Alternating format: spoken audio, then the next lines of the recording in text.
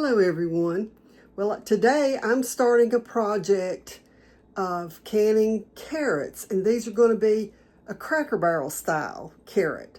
So I'm going to take you through the process of doing these carrots. Okay, so in my colander I have some carrots. I bought some little 1 pound bags of baby carrots, and the first thing that I'm going to do is kind of look through them, and I'll show you this right here. I'm going to trim all of those off, and then I'm going to wash them and cut them in half. I don't want the big long ones. I want them about half that size. And then I'm going to finish the project for you, so I'll show you how that goes. Okay, so you can see I've got my carrots in my big stock pot.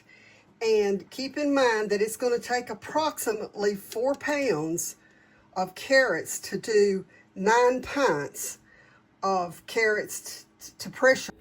Okay, so I'm heating my carrots because I want to blanch them before I put them in the jars. And I'm going to go ahead and add all my ingredients to it so that when I put this in the jar, the water that's in there, and you can see I've put quite a bit of water over top of them so that I don't run short whenever I start ladling it into my jars. So the first thing I'm going to do is put my brown sugar in there. I want it to start dissolving into that water. Rinse that spoon off to get all of that good molasses and sugar off of it.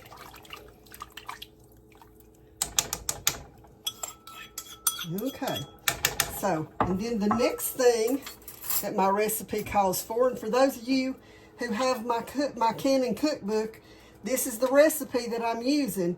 The only difference is I'm doubling it today. The next thing is honey. And I'm actually going to put this little measuring cup down in that hot water so that all of that honey will come out of that little cup, and I won't have to worry about having to use a spoon to scrape it all out, because see, it'll come right out. Okay, so there's that one. And then the last thing that I'm going to put in it is 2 teaspoons of real salt. And when I say real salt, I'm talking about this Redmond real salt. And you can use canning salt, or you can use it's table salt, whatever salt you've got on hand. But I would recommend that you don't use iodized salt, because it can turn your liquid cloudy. So let me grab me a large spoon and let's stir this up. And I'm going to let these carrots blanch for about 5 minutes before I put them into my jars, and then we'll put them in the canner. These are going to pressure can for 20 minutes for pints or 25 minutes for quarts.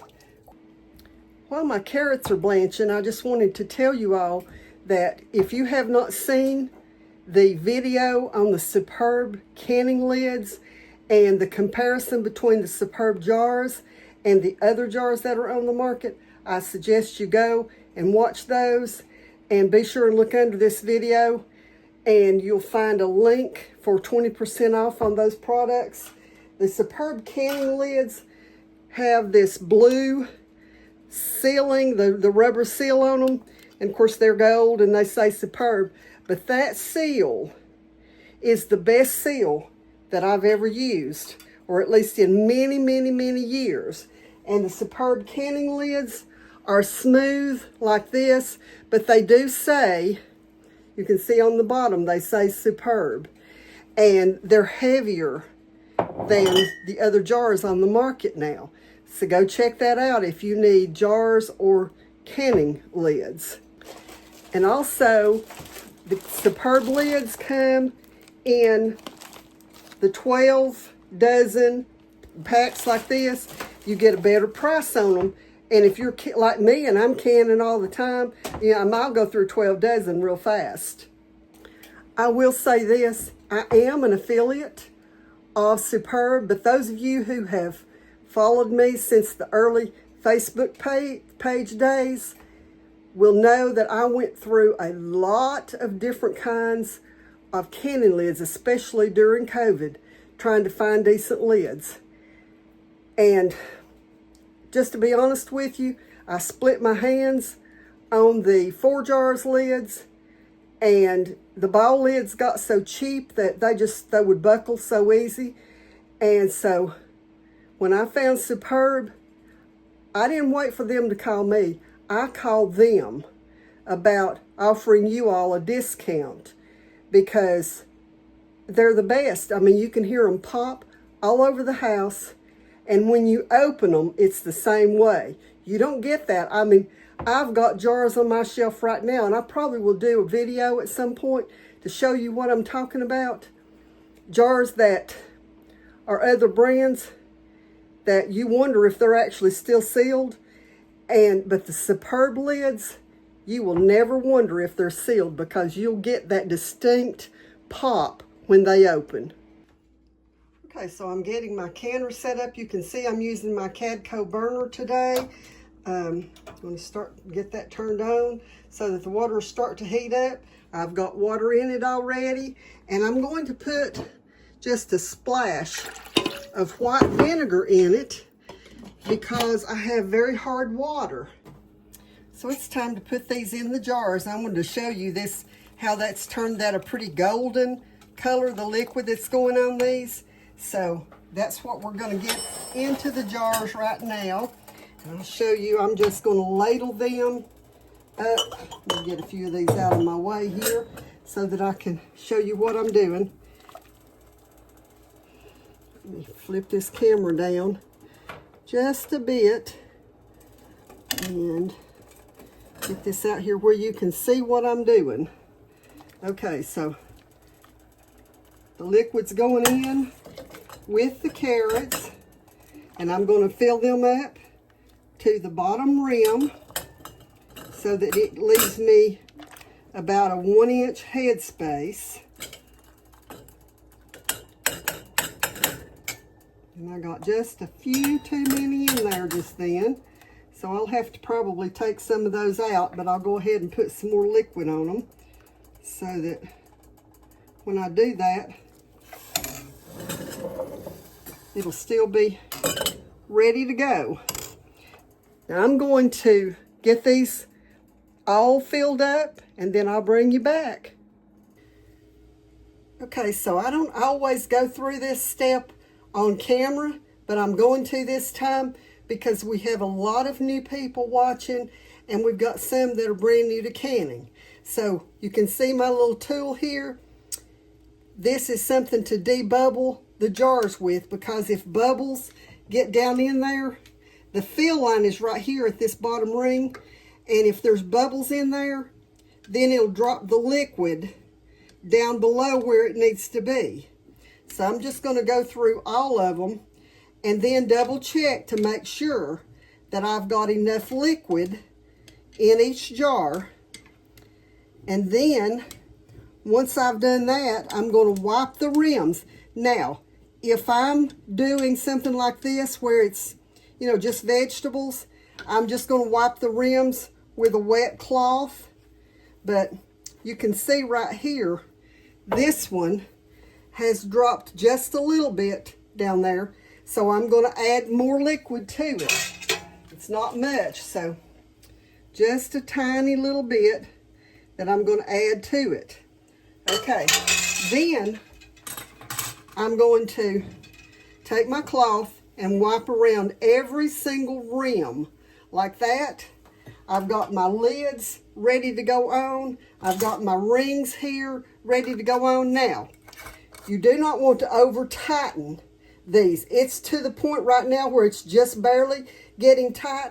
I'm going to take it about a 1/2 inch further, and that's as far as it's going to go on that jar so that it won't buckle the lid. Air has to escape from the jar in order for it to seal. One more thing I should tell you is years ago they used to say to boil these lids. That's no longer necessary. They changed that a few years ago. Okay, so I've got my jars in the canner. I am going to put my lid on it. Now, you'll see that my canner might be a little different from yours because mine has these lockdowns. But yours will have something along the rim that usually in and out spaces where they lock together. But that's important that you make sure you get your lid on there tight. Okay, so I've got my canner all locked down, and I am going to let it stay in this position just like it is until I see steam coming out the vent pipe. Once that starts, I'm going to leave it for 10 minutes so that it completely vents for 10 minutes. Then I have my weight. Now the weight, you can see it has a 5, a 10, and a 15.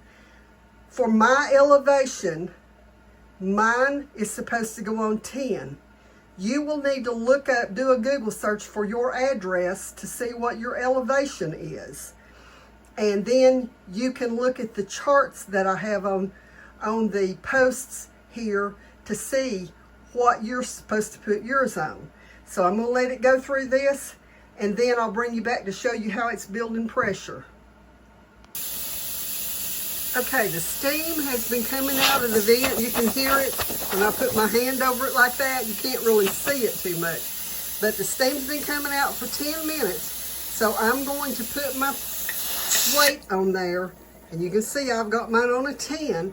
And then I'm going to let it wait until my pressure gauge right here gets up to about the 11 to 12 mark. And then I'm going to adjust the temperature. Right now you can see I've got it on high, but I will adjust this down probably close to between a medium and a low medium to steady this. Whenever this starts to do like that, you don't want that to just sit there and rock constantly.